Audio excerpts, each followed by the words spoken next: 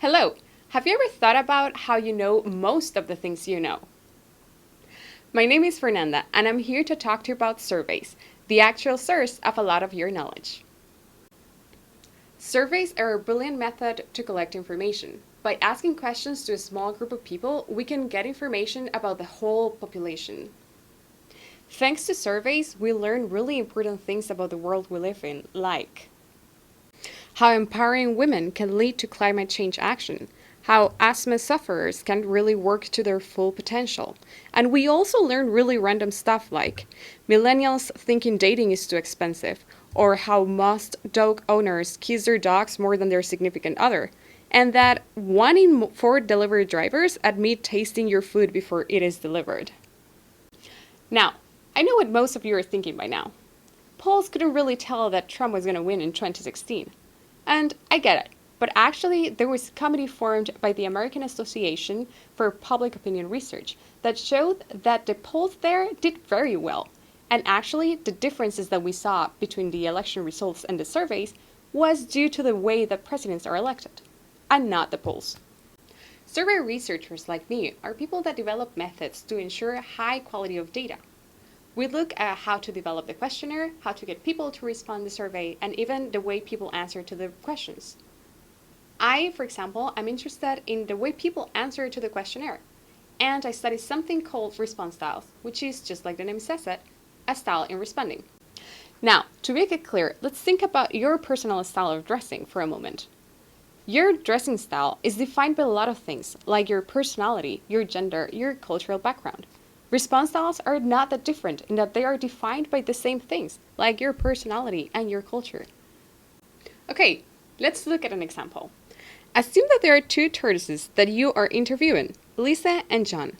Now, you want to know how satisfied these 2 tortoises are with their lives, and you plan to ask them, how satisfied are you with your life?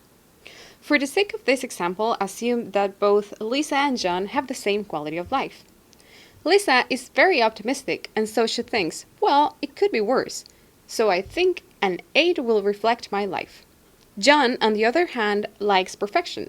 So he thinks, there's a lot of room for improvement in my life, so I would say a 7.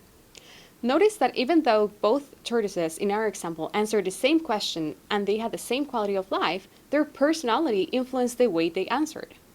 So why should we care about this? In most surveys, we don't want to compare just 2 people, like Lisa and John. We want to compare entire groups of people, like women, men, different ethnic groups, or even different countries.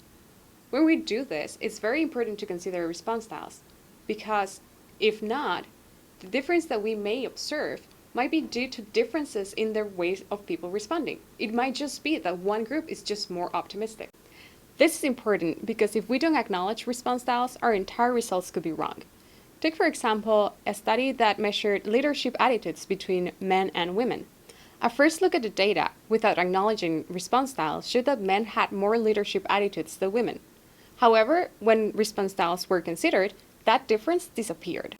What I study is the different methods that we can use to correct response styles in our results.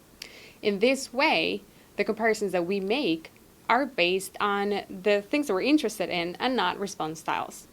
Figuring this out is important because remember, surveys are a key source of information and even governments use them to make decisions. Overall, better methods lead to better data and results. In this way, all you have to worry about when you hear a survey reveals headline is if your delivery driver is actually tasting your food. Thanks for watching. If you like this video, make sure to check out the Learn to Relate channel where you can find more videos like this one and learn more cool stuff about science.